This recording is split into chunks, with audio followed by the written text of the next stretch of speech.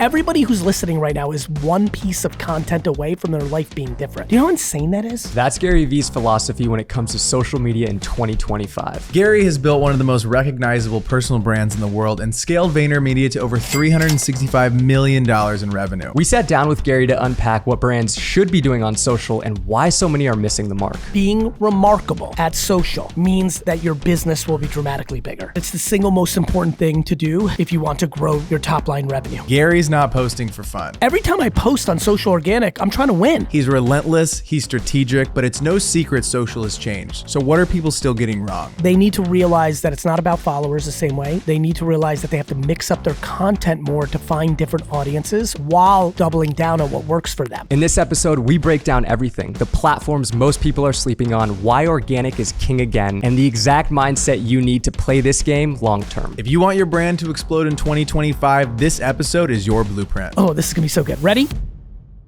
In day trading attention, yes, you said that 90% of brands, they just do not get strategy. They're not doing strategy. If you could sit within social, if you could, they're not. Honestly, you could broaden it, but fine. If you could sit them down, brand or creator, and talk to them for 60 seconds, what would you say about social strategy?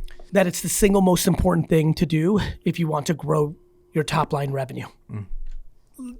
Let's start with that.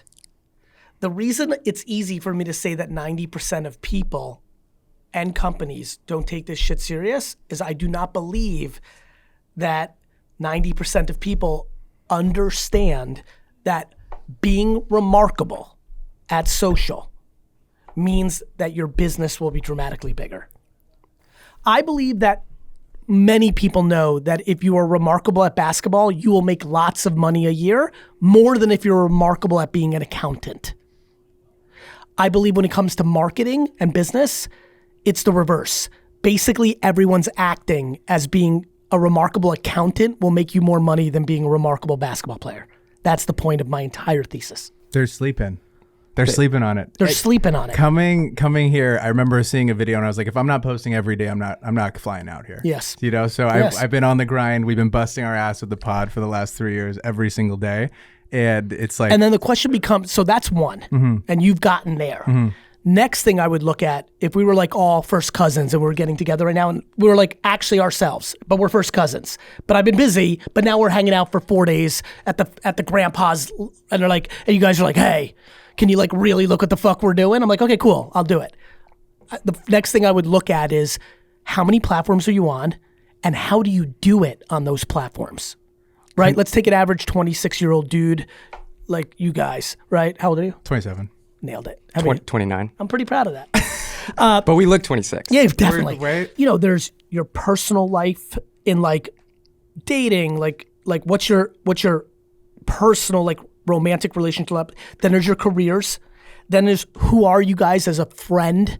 Like, are you good homies? Or are you like so in your own shit right now you can't be a great friend? Then I don't know if you have siblings, like who are you as a sibling? Then there's the version of you of who you are as a son, right? And as I'm saying this right now, I'm sure you're going through it and everyone's going through it. You're better at some things and you're worse at other things. That's called being a fucking human being. That's how I think about Facebook, Twitter, Snapchat, Instagram, TikTok, and LinkedIn. The first thing I would look at, first I would know because you just said it, you guys were in it. But then I'd be like, yeah, you're like overly focusing on fucking TikTok and Instagram. Because that's actually the answer to almost everyone.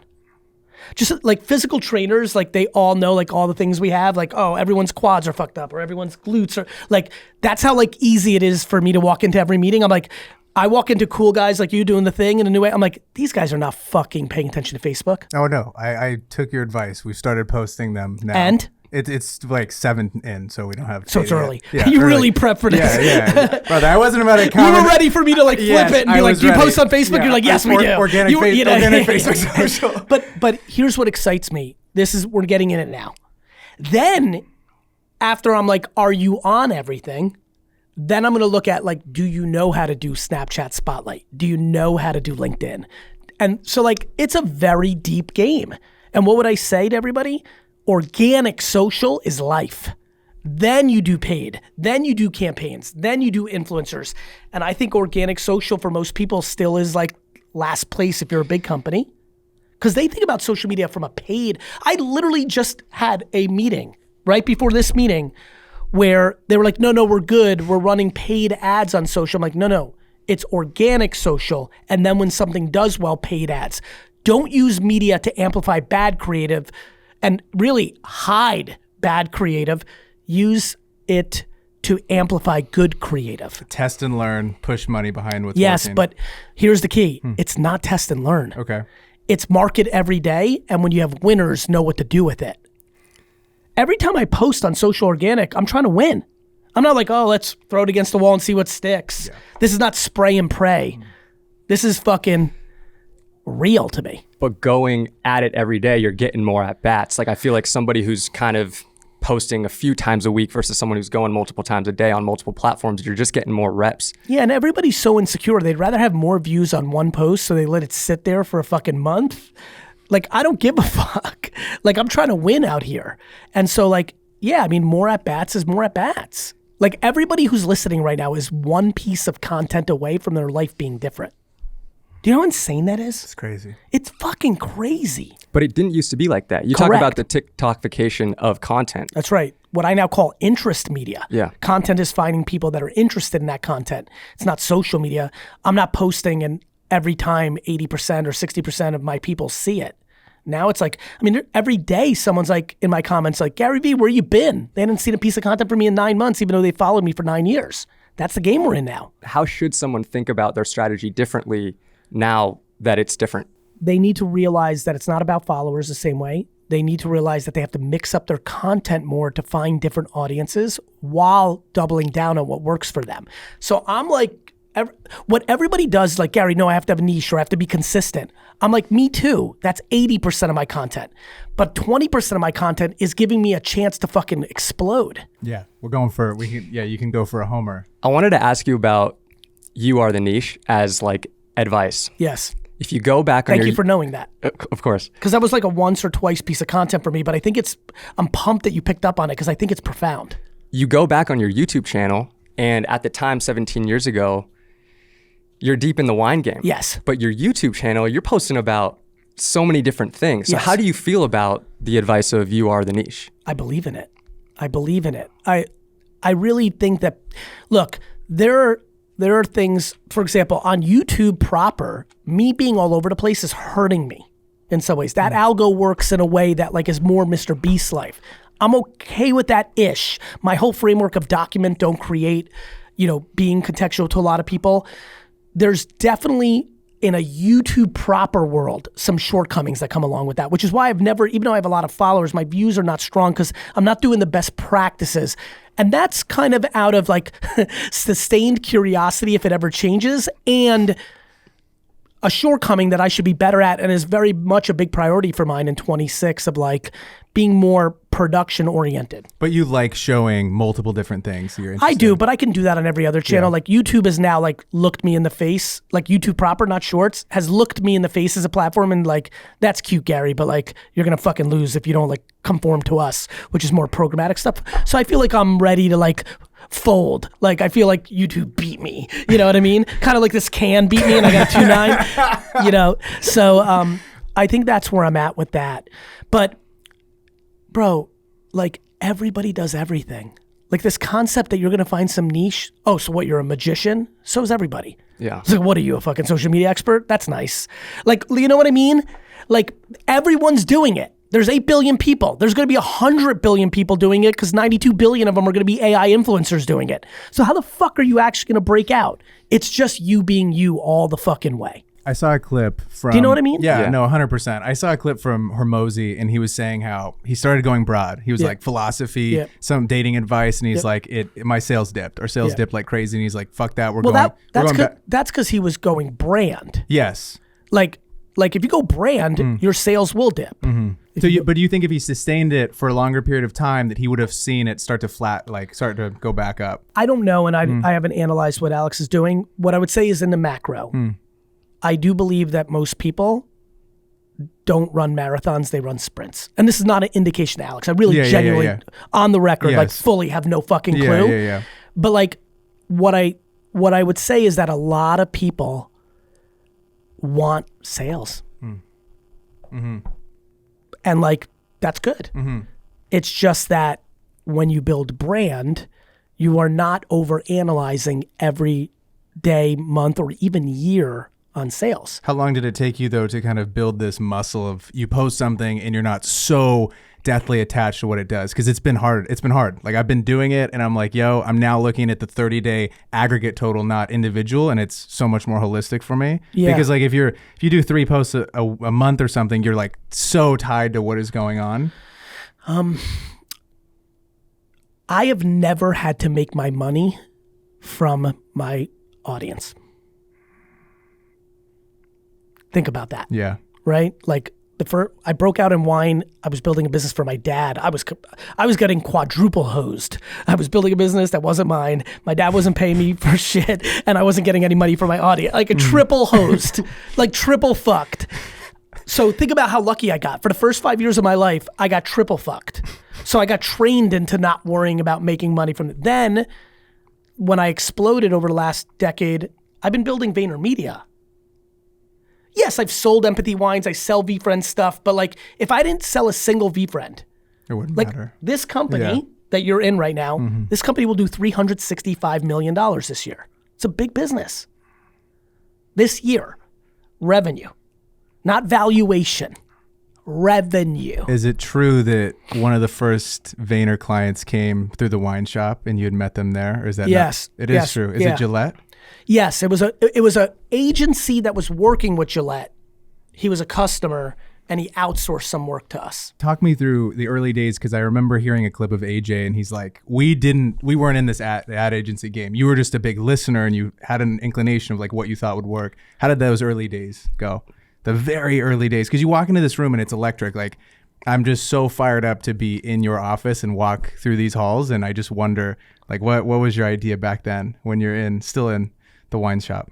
That the world was about to change in a real way, and everything I did was around that. I took all my savings and invested into Facebook and Twitter. I started to put myself. I was 34 years old when I started to really put myself out there. 31 for Wine Library, but 34 in 2009 is when I'm like, should I show everybody like who I fully am, not just a wine critic? So I did that. Then I started this company. Like basically my mindset was social media is going to eat up the oxygen of the entire world, and I'm going to be at the forefront of it. And what sparked that for you? Like what was that thing that you were saying? You were just so in the trenches. Living it. Yeah. I was living it. Like even before Facebook and Twitter, I was trying to figure out how to use my space to sell wine. And I couldn't, because it was really kids and like I couldn't figure it out, but I was trying to figure it out. And was there like an aha moment of you using social that led to way more sales selling wine, that you're like, I can do this with every other company? It was Wine Library TV. I would review wines on Wine Library TV. And I remember right away, episode 1, I was like, I'm not going to shill. I'm going to fucking review these wines. And even if I have 100 cases of this shit downstairs and I need to sell it, and if I personally don't like it, I'm going to say I don't like it, which was bananas crazy. Yeah. Like fucking bananas crazy. But the point I was trying to make with Wine Library TV, and for anybody who's listening right now, still my passion to tell people about wine, is this is what I think. Do you like, actually, let's play a game. You guys like oysters? Yeah. Yeah, a little bit. Good. Uni? Sea urchin? Here and there. Yeah. English peas? Never had them. Never had them. Blueberries? Yeah, Yes. big blueberry. What's your berries. favorite fruit? Strawberries. Yours? Every day. Yeah, strawberry. Great. Literally for me, strawberry is probably 10th. It's wild. What's So- number 1? Blueberries. Blueberries, mango, kiwi, raspberries. Dude, a ripe nectarine hits. Ooh. You know what's funny? I had a fucking apricot this weekend that blew my face Yeah. off. But like strawberries, genuine, this is real. Way down. Like as like the big fruits, like strawberries are just like, It's a hot take. and it's funny, oranges, bananas, and apples, I'm also like okay with, but like all 3 of them, and those are like my bottom tier, and I like all 3 of them more than strawberries. So let me get to the point. You guys shouldn't blindly like every wine that I like. We have different palates. So my point to everybody was like, try different things. Just because I'm an expert, because I know a fuckload about wine, doesn't mean, you don't ask me what food you should eat just because I've eaten more food than you. Like we have our own preferences. So the framework of the show made me comfortable saying this is shit and realizing it won't kill us selling it, because I was pushing the audience of like, don't even listen to me. but try different shit. Gary is just giving all the sauce. He really is. I want to give you guys some sauce Ooh. though. I want to tell you about Artlist's new voice-to-voice generator. Okay, so what you can do, right? I can record a voiceover, throw it into Artlist, and it'll then create an AI voice matching my tone. So if I want something a little deeper, because I just can't get that low. You know what I mean? Yeah, we know. I want to, Yeah. but I just can't. And so Keep practicing. I'm trying, but instead I can just throw it into Artlist and it'll actually create it perfectly for me. And I can adjust all these different levels to get it just how I want it. I feel like there's something I'm missing. Well, there is. Now their AI image and video generator supports text in your preferred language. So whatever language you speak, they got your back. As always, you get 2 months for free with a year subscription linked in our bio. Help the rocks out and let's keep it rolling with Gary's app. So then we get into Vayner. We leave the wine. We're fully going into Vayner. What do you think about social at that period of time? Are you like, YouTube is going to be a ticket? There's going to be more eyeballs. It'll get me in front of CMOs. They'll see this. Maybe I'll be able to book a meeting. Or was it outbound? Were you emailing them? I already had hundreds of thousands, maybe even 1 million followers on Twitter when no one did already. Because of all the wine stuff. Correct. Okay. And that blew people's fucking faces And that gave off. you social And that proof. gave me social proof. Okay. And when you walk into the meetings, you have no pitch deck, like your Yes. brother said, and Yes. you're just like, check out all the followers. We're doing It wasn't something check it. No, it was even better than that. That would have been like lazy. It was, here's what you should do. Here's what's Like working. I literally did what agencies would spend 3 months game planning on at improv, ad hoc, on the spot. Oh, you're like, hey, Gillette, this is like actually what you should be Gillette doing. was like outsourced and we had to execute okay. something. Uh-huh. The meeting we had with Stride Gum, Yeah. was like basically I told them their entire ideas and marketing plan off the rip. Like I didn't even know I was like, just because I'm in the, I could do that now. Yeah, you're in the game. I'm in the game. That's it, bro. Like listen, everybody who's listening, whatever you know most, people are like, man, you're such a good public speaker. I'm like, of course. Because I only talk about shit I know and I'm not scared to say I don't know. The reason I do Q&A publicly and almost nobody else does is I'm not scared if you ask me a question and I don't know. Like I have humility as my superpower. If you ask me a basic marketing term, acronym, and for some reason I'd never come across it, or maybe I'm having a brain fart, and I would have the humility to be like, what's a TCN? And you'd be like, whoa, what the fuck, Gary Vee? Like, how do you not know? Or CAC. Like if you're like, hey, what's the CAC? If I like for some reason had a weird moment in my brain and was like, I'm sorry, what's CAC? And you're like, bro, customer acquisition, like where you'd be like, whoa, like Gary, you're like you would look down on me. I don't give a fuck. So when you have humility and you just talk about shit, I watch so many people do interviews, podcasts, keynote speeches, talking about shit they don't know. And I could smell it on them. Mainly because they're talking about something I might know.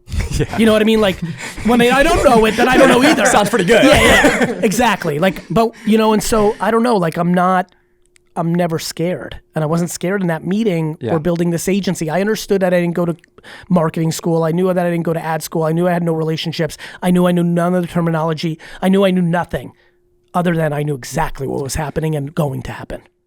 Which is the only thing that matters. Yeah, no, it is. Take me back through when TikTok kind of transitions over and now it is called TikTok. Me and my boy Kyle, we were literally in our fraternity basement hiding from people making videos because they were clowning us so hard for being on TikTok. And we posted every single day and it worked. So shout out to you for making those videos. What were you telling the big brands you were meeting with being like, hey, we need to be there's videos of me, and you guys can clip this for audio, of me doing fucking Ask Gary Vee about Musical.ly. Like this is even before TikTok bought Musical.ly, because it was like Tumblr. Tumblr, the reason I invested in it was around interest, not who. It was what. You were into art, you were into skateboarding, and you followed those accounts. Not you were into wine, but you followed Gary Vee. Got it? You were following interests. I could tell that Musical.ly was going to be that. It was the interest graph, not the social graph. I could see that content was finding audience. I'm like, this is big. You just make it and whatever comes to you. And then your interest, it starts to... Guys, do you understand that you could double your podcast audience if you guys made a video about burgers? People don't believe that when I say that. Go deeper on that. I will. By you throwing off speed pitches, that 20%, that gives you the opportunity to get a whole new world. If you guys just literally told a frat story of a keg stand, that's the video that might get 3 million views. And they'd be like, who are these guys? Oh shit, this podcast. Oh, I do that. Like, people are not giving themselves a chance to be discovered.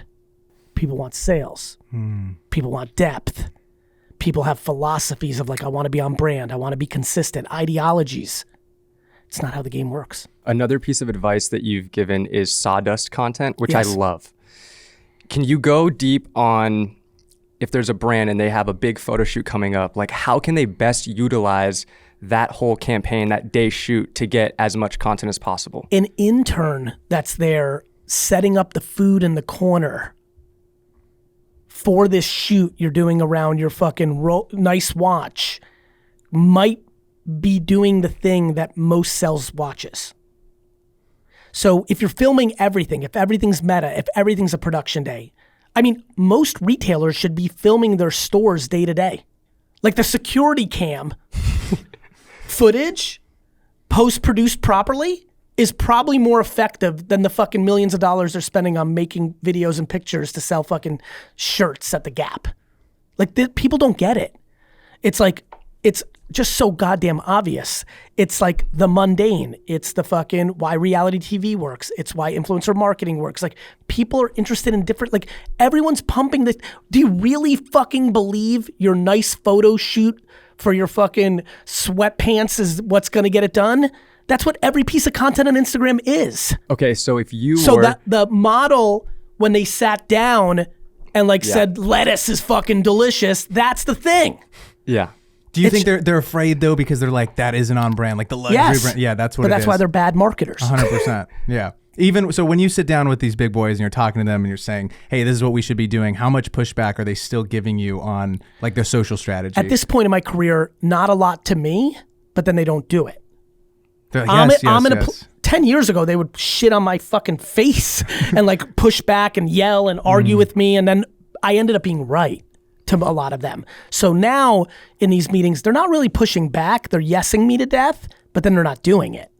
So their pushback is more like in reality, not in the meetings. In the verbal meetings, like I'm also incredibly hard to debate with because I really know too much about what's actually happening. Meaning when I told Pepsi that Liquid Death, Prime Energy, and Poppy were a problem, and they're like, no, it's not. And then it is, like, you know, this is now 15 years deep. When I said TikTok, when I said like, you know, it's like, it gets hard. And I know how to talk to them now. By the way, I'm not trying to be cool with our clients. It's not cool to talk to our clients. When you say, you know what I mean? Like I'm talking, these are business meetings. I'm not trying to put on a show. Yeah. Like, I don't think it's cool to talk to the CMOs of these clients. Like, corporate America people are not cool. The world's cool. Like, this is not cool stuff for me. This is business. So my meetings are very business. I'm like, let me show you why this is good and what this does and why you get leverage against Walmart for retail media if you do this and what's happening on Amazon and like TikTok Shop. Like, these are business meetings. I'm animated like I am right now, but this is not about like show. I'm not trying to convince them. I'm not trying to like win the debate. We're having business meetings. You said that you've changed the way you've talked to them. You've learned how to talk to them. So how have your pitches changed from when you first started Vayner to now? I know all the dumb shit they believe in. You know, give me an example. An example before was like, well, this works. And they're like, you know, I was like, hey, you should do Twitter and this is why. And like, if you do community management, they're like, well, how do we measure that? I didn't even understand what they meant. I'm like, it's common sense. This is good to like get customers to care. They're like, yeah, but the report, like what's the report that says community management on Twitter in 2009 is ROI positive? I'm like, what are you talking about? And I was like, oh fuck, this is school. Like, oh shit, MMMs and MMAs, like internal modeling, like all this fake shit. I didn't realize how many companies sell bullshit to Fortune 500 companies to justify bullshit behavior. So now I at least can talk about them. Like, you know how your MMM does? Well, this, you know, like I could talk to the acronyms, the rules, the way they actually work. Gotcha. They think in like lower cost CPM is good. I'm like, you do know when you buy shit for less money, it's normally bad. Like if you shop at Marshall's versus shopping at like in a boutique in Soho, you're getting worse stuff. Yeah. You should be paying higher CPMs for good shit. Absolutely. You said in Day Trade Attention that post-creative strategy was one of the most important metrics that you're looking at. Yeah. Break that down to like the everyday person who's just a creator without them Every getting... creator listening here should read every comment left on every piece of content and read every DM they've ever gotten. Are you still in the weeds of the DMs? Yes, but I can't read all of them. I'm getting 10,000 a day. You can't do it now. I'm trying to use AI to get me summaries.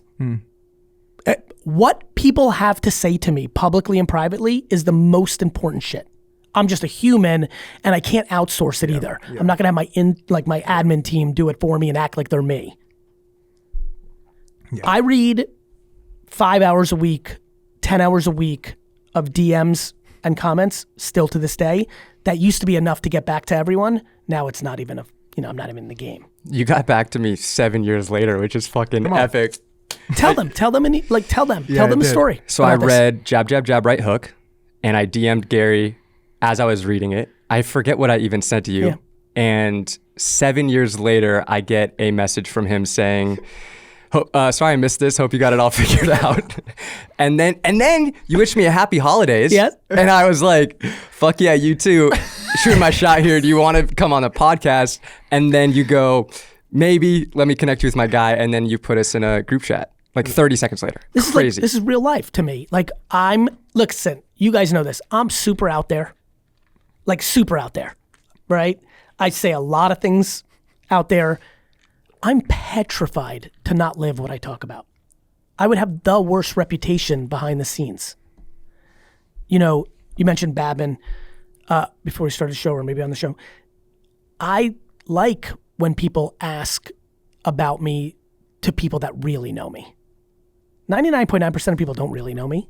Luckily for me, they do because I'm very much who I am publicly, but I get really happy knowing what's going on right now. Like right now, knowing there's conversations about me and the person that really knows me is blowing the other person's mind and telling them I'm better than they think I am. Not worse, because unfortunately, you guys are starting to live, a lot of people let you down.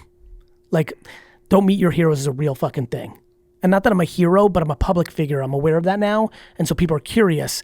And so like, I like eating my own dog food.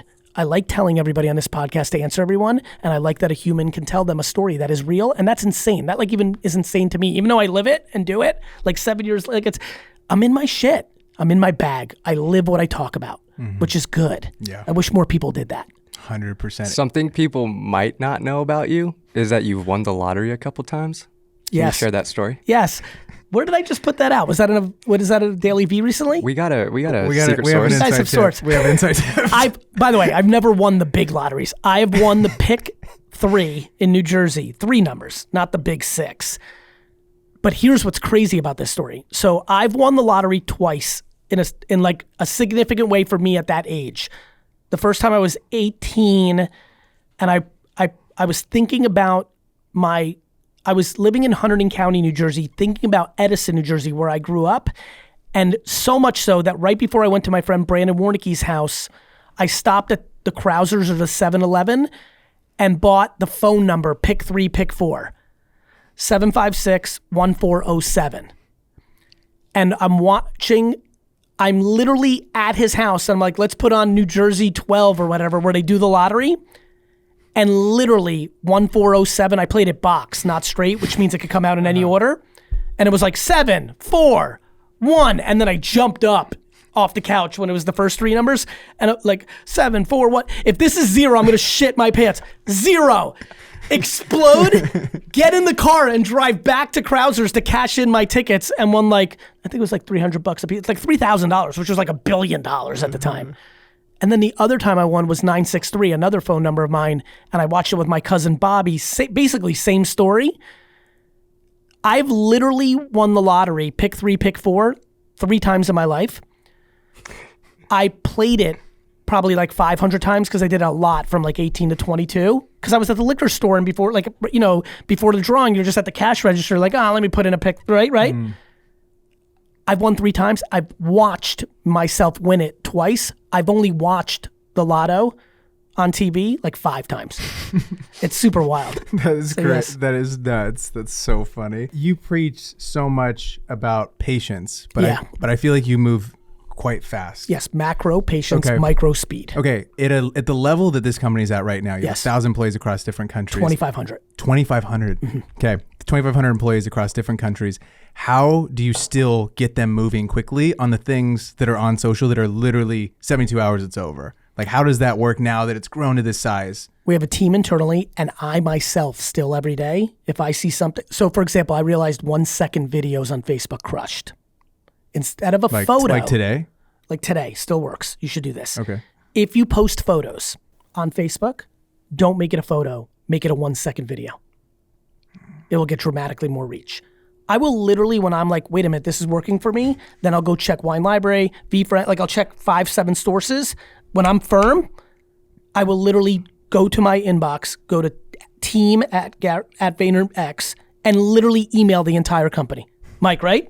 I will literally randomly email every employee, and the best part of it, all of what I have to say is in the headline, right? No grammar, misspellings.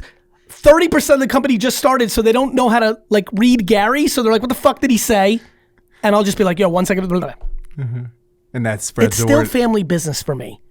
Even though we're a corporation now, I run it and I live it and I feel it like it's like a mom and pop thing. Okay, now what does that mean to other people that are working at, starting their companies? I have like a 3-person company, so we're trying to make it the culture as we build it up. So I'm curious. Yeah, I mean, think rule 1 is like, don't be a dick.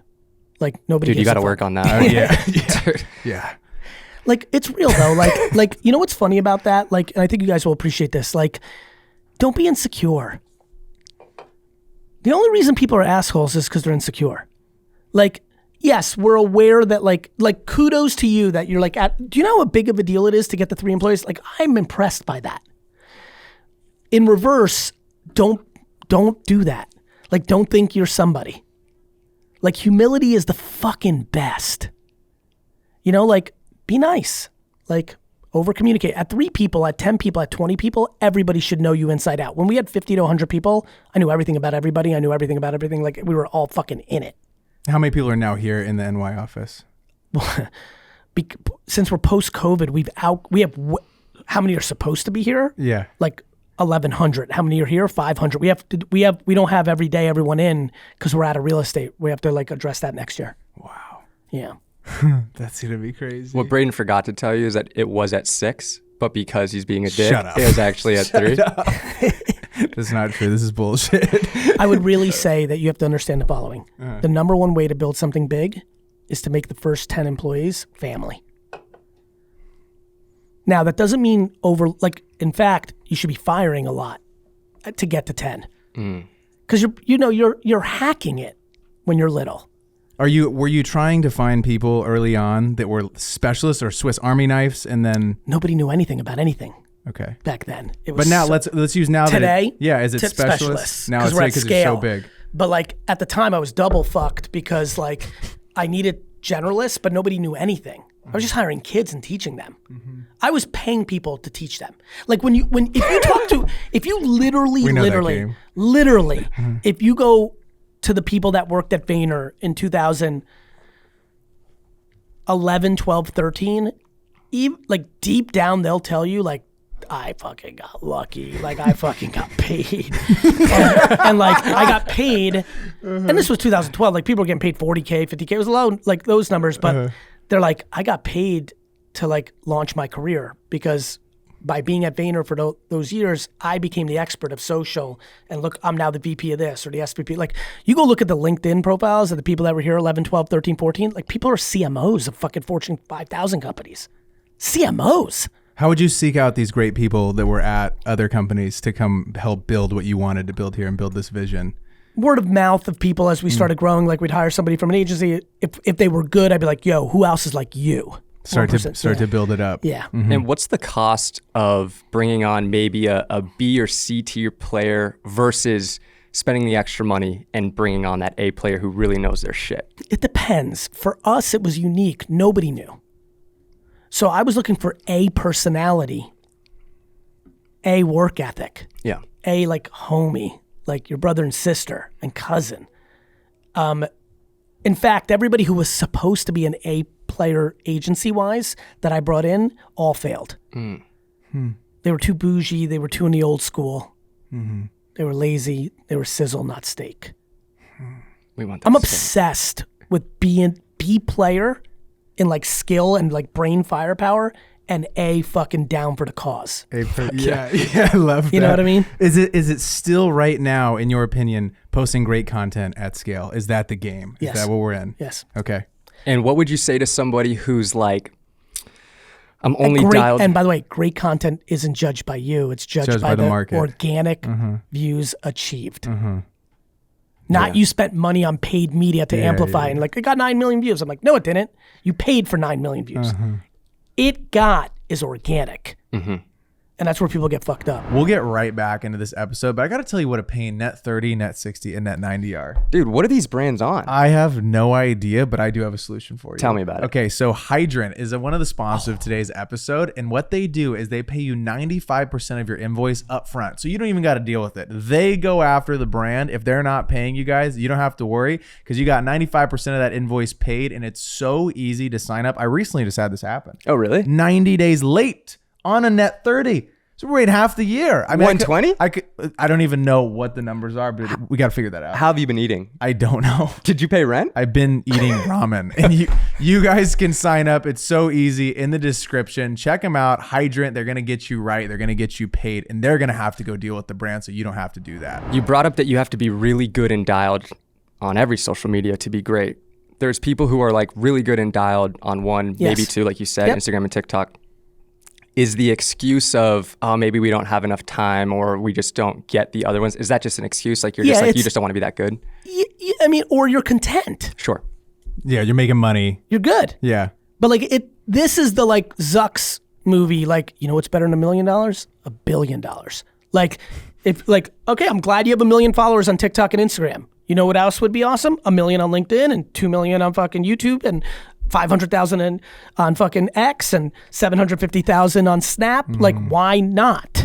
What are your thoughts on his little speech that just came out talking about how they want to be one-stop shop? They want you to come to Meta and do everything for you. I'm just curious. I saw They that. should. No, I know, but I'm saying as far as like ad agency land goes, he's like, it felt like that video. He was like, we're going to do everything. And even though they still have people running their ads, I was just curious what your thoughts were. If you saw what I'm talking about. No, I didn't see Mark Zuckerberg saying, I'm trying to put you out of business. No, but he just made this video and I saw like a lot of people on LinkedIn and marketing space were talking about this. They're like, how's this going to affect agencies? I'm just kind of curious what your thoughts are. That he should do that. Mark's job is to get every dollar for his company. And the agencies will adapt, the best ones. Yes, which means there shouldn't be that many left. Just Vayner. Yeah, because I'm willing to sell hot dogs.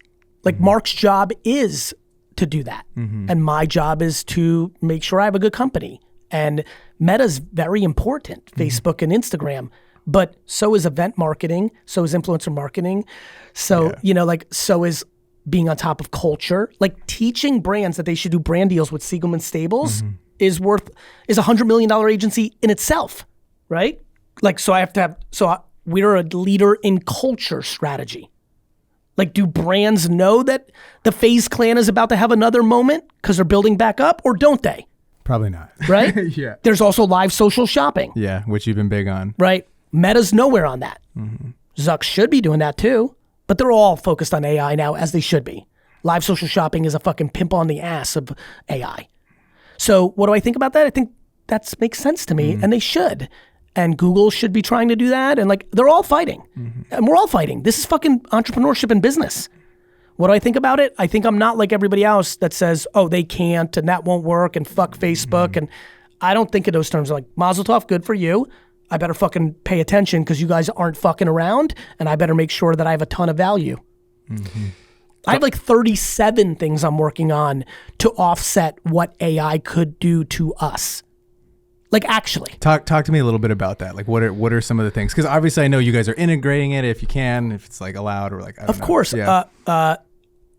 Focusing on things that are not AI oriented, experiential. Like, I think event marketing is massive. Getting people cultural. together. I just gave you 2 of them. A third one is becoming JV departments, meaning literally Vayner is half your marketing department, my employees, and the other half is your employees, and I train all the employees.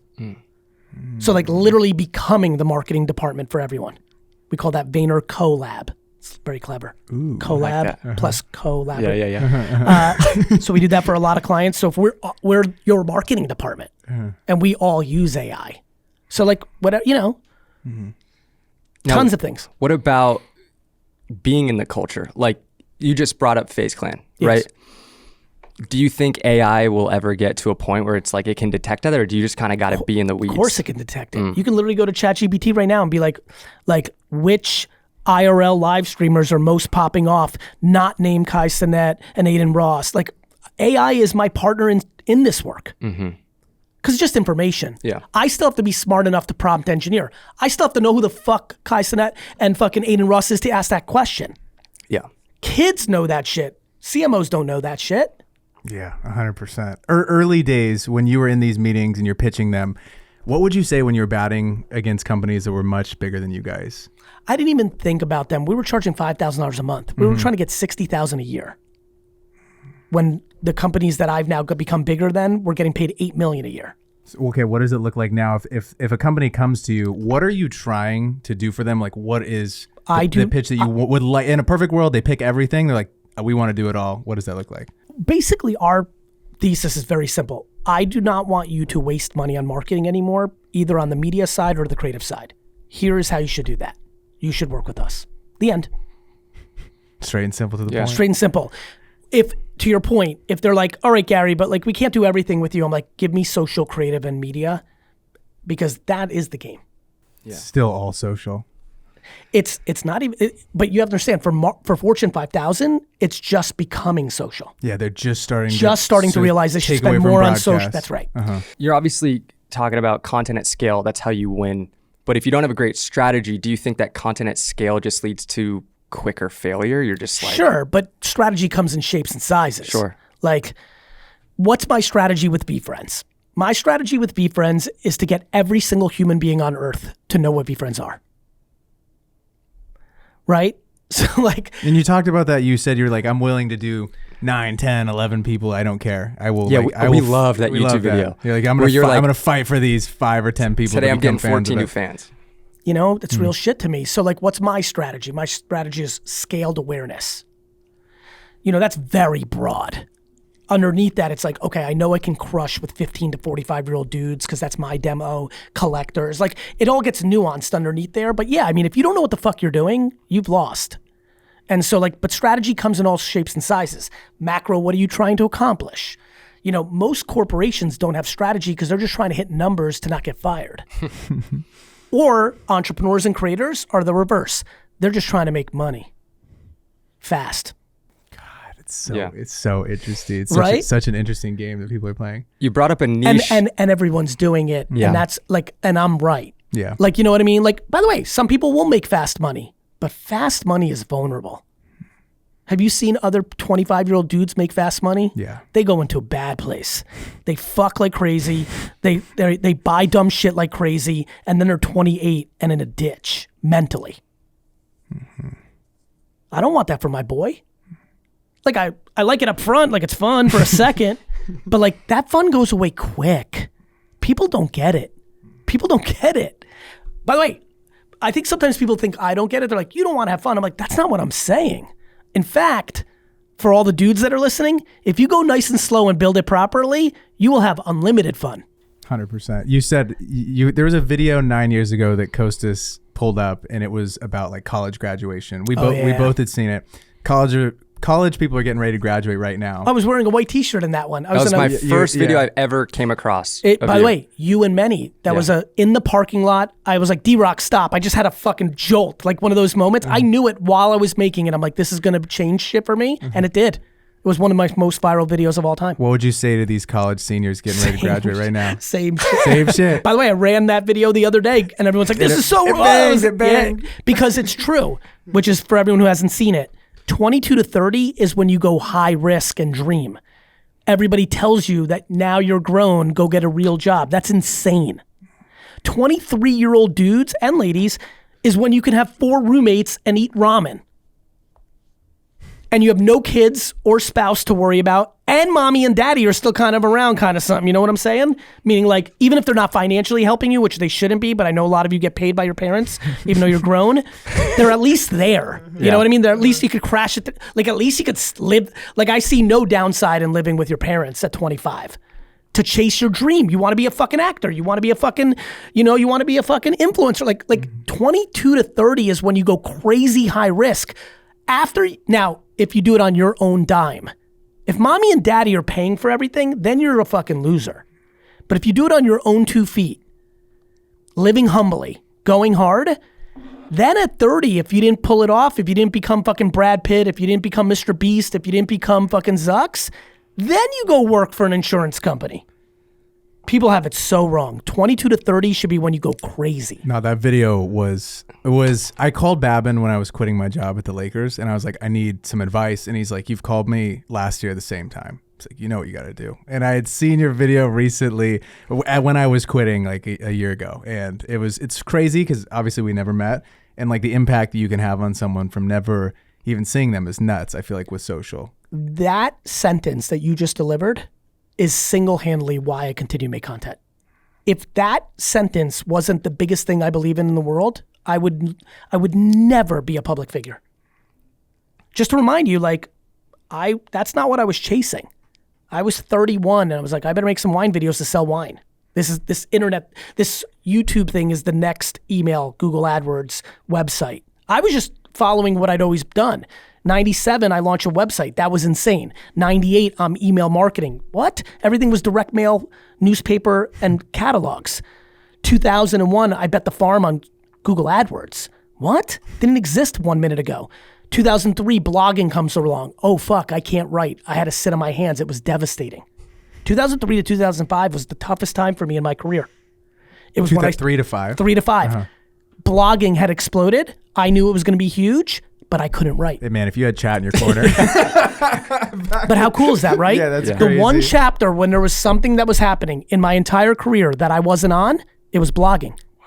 That's why I went so hard on vlogging, because I was like, video I can do. You could do video. I can talk, I just can't write. That was it. And I had no money back then. I couldn't hire someone to write for me.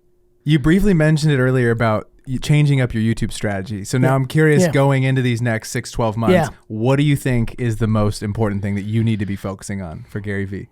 Overall? For let's go overall. Let me go with overall, and then because you're gonna really be blown away by my first answer. Okay. Actually going back to being Gary Vee. Okay. I've been checked out of Gary Vee land for 2 years. I've been head down VaynerX V Friends. In fact, even doing this podcast is me coming back. Come on, let's go. Like even what you guys clearly like, Daily V being back. Like I hadn't done that in years. Post Labor Day, I'm rising like a phoenix. I'm doing Tea with Gary Vee every day. I'm doing a new podcast show. I'm doing IRL streaming every day. Twitch? Yeah. Okay. I'm going to be on tons of podcasts. I'm going to be fucking everywhere. I love it. So the entire answer to your question is coming back to being primary Gary Vee. Secondarily, I am the godfather, architect of the document, don't create, right? So that was like such breakthrough ideas, right? Like film everything and right? 2026 Gary is produce with purpose and document, don't create. So in 2026, I will make content around something I care about. I care about AI influencers.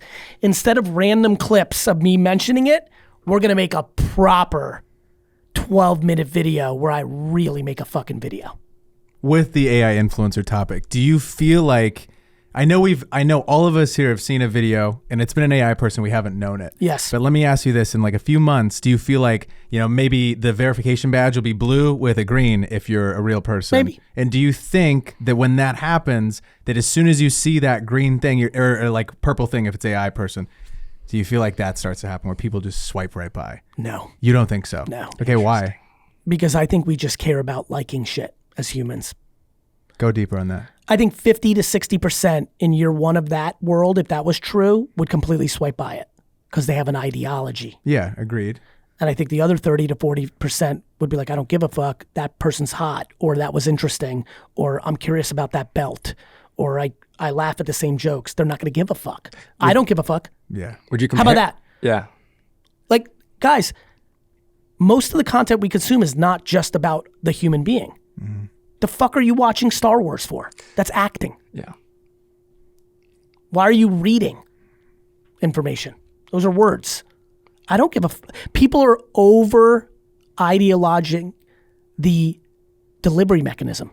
I don't care if it's you or you that decided to make an AI squirrel to tell me about how to share. So our whole thing is like the 505 pod, we're rocks. Like our listeners are all rocks. You think we should make a little rock that like talks? And he's like telling information about the videos and shit. I do, and I'll tell you why. Okay, go. That intellectual property is worth more. I own the one-handed crack, by the way. I do own that. Nice. Yeah. I own 505rocks.com too. Yeah, I love it. A bunch of random ones with rock in it. I want to take it back to another old YouTube video that you made, and it was about when you turned 32 on your 32 birthday, on your 32nd birthday. You said, I fucking hate the number 32. I thought it was so funny. You're like, 32 sucks. It's the first number that gets cut off the calendar. Like, fuck that. But in that video, you had a real like sense of discernment where you're like, I'm just not where I want to be yet. And it almost felt like the conversations you've had with so many people saying, you're so young, patience, practice that. In that moment, it almost felt like you had the opposite mindset of like, I'm 32, fuck, I'm getting older. I still have so much that I need to accomplish. It was actually different, but it's a good observation. Okay. And I'm sure there's some percentage, but I was there and I know, not really. What was going on with that kid that you saw was that was the pre-dawn of me being the 34-year-old version Gary Vee coming all out. I was stuck with the situation I had with my dad. I was 32 and I was like, fuck, man, I just spent a decade building this massive business and gave up my personal time. When I tell you I did nothing fun in my 20s, I did nothing fun. I like maintained girlfriends just to literally almost like have someone there when I came home. Like I was in a place where I was so obsessed with putting my parents on, which was awesome to about 30. And then I was like, to 28, 29, 30, 31, 32, that era, I was like, fuck, man. Like, I got to get going. But it wasn't out of like me being impatient. It was about me being overly patient. And what you saw in that video or felt was I was already like, I'm coming. Like I already, like that, like in fact, notice in this interview, I said I didn't make business content or do until 34. But to your point, there were a couple of stagglers of those one-off videos, Gary Vee 180 or like Ustream video. There's like this period between 30 and 34 where I made these one-off, there's like 13 of them. Yeah. These one-off videos that were not about wine. And that guy was starting the process of me going to what you know today. Yeah. And that's what you felt. Gotcha. I just thought it was so interesting because. And by the way, do not mix up patience with hunger and ambition. I am hungry as fuck. I'm ambitious as fuck. That's what you saw in that kid's eyes. You can be both. I think people, when they hear me say be patient, they hear me say be lazy and complacent. There's a reason that they're not the same words. Go to the fucking dictionary. Patience, complacency, and laziness are not defined the same way. I believe the friction between ultimate hunger and fire and actual patience leads to the greatest fucking bridge. And I think a lot of motherfuckers that hear me are like, he's saying for me to be complacent or I don't have to work yet. I'm not saying that. Work your fucking dick off. But don't judge yourself when you only get 9 views. Absolutely. And don't have envy and jealousy of some 27-year-old who's got 10 million. That has nothing, guys, every 26 to 29-year-old that has a ton more money, fame, and success than you has nothing to do with you. Literally nothing. Nothing. None of those people are taking away your opportunity. It's you versus you. Yeah, we can all get a slice of the pie. The pie is unlimited. Endless. It's infinite. I hate when people are like, oh, that guy's taking, like, that guy got my spot, or that guy copied my content. I'm like, motherfucker, you copied someone else's content. The fuck are you talking about? People are always like, I'm like, motherfucker, you know how many Gary Vees are out there? There's so many. Like, the whole game. Yeah. Not because I'm brilliant, I just happen to be there first. Yeah. That's all. There's plenty of Gary Vees before me. They just did it on radio or television. Like, you know, it's just the way it worked out. Absolutely. I've watched people use, you know, what's worked for me is I make up shit. I'm so weird. My reading comprehension's so bad. My I am like so weird in that like I know stuff, but I don't know the actual way to say it. And so I came up with so much of my own vernacular, and then I just watch people like use that vernacular, but I don't sit around like all these fuckers. Everyone said like, oh, I watch people, the TikTokification of like, you know, like stuff like that. I don't get upset. I'm flattered. Yeah, you're like, let's go. I'm flattered. You're like the homie that you hang around and you just start picking up on their jargon. By the way, in real life, I'm that person. Yeah. I started and by the way, I started saying heard instead of got it.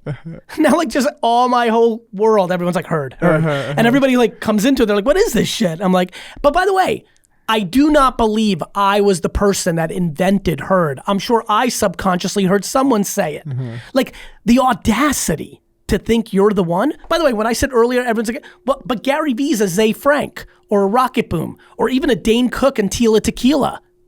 Throwback. Right? Yeah, so like, I don't think I invented anything. I think I've added my variation like we all have because I'm uniquely me. But man, people are audacious out here, insecure. They really are. They really are. Like I watch everybody move because I spend a lot of time watching people move. I'm at events where I'm like staying in line because I don't even give a fuck. And like people go in the front line like, I have 80,000 TikTok followers. I'm like, man, people are fucking emotionally broke. Lack of humility is destroying a generation.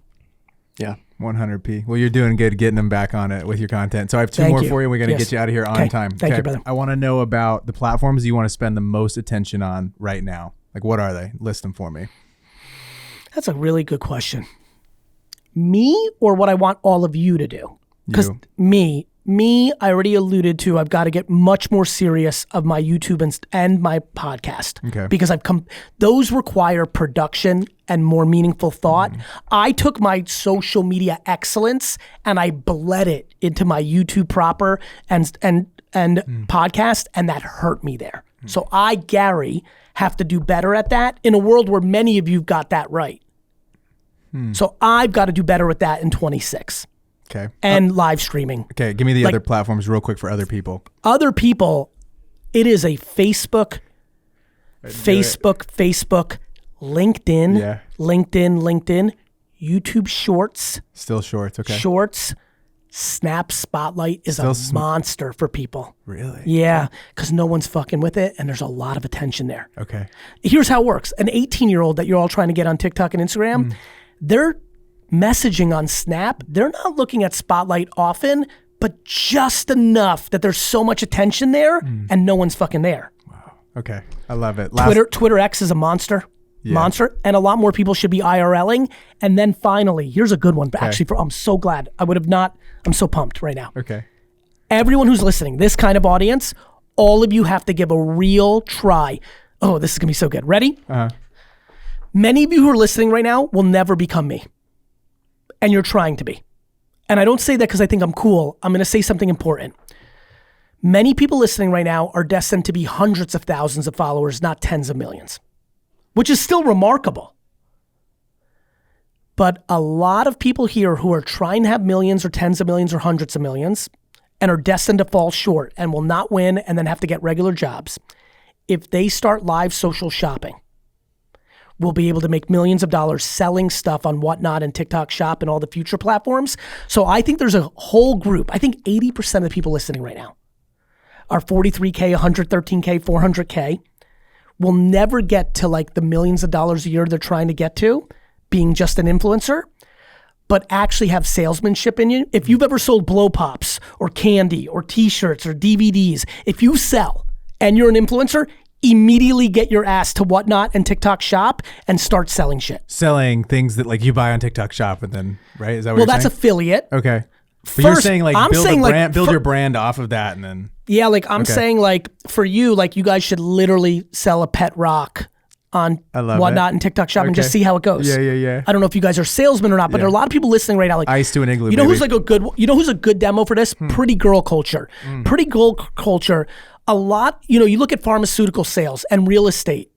There's a lot of young women right now who are attractive and like they feel like that's going to get them there and it needs more, but they happen to be good at sales. And there was a whole generation pre-internet that those pretty girls went into real estate and pharmaceutical sales. I think a lot of these girls are not going to get to that place. And instead of going OnlyFans, because that's the easy way, I think the other thing to consider is live social shopping. I love it. I'm going to get you out of here. Ladies and gentlemen, this has been episode 161 with Gary Vaynerchuk live in New York City. We'll see you guys all next week. Peace.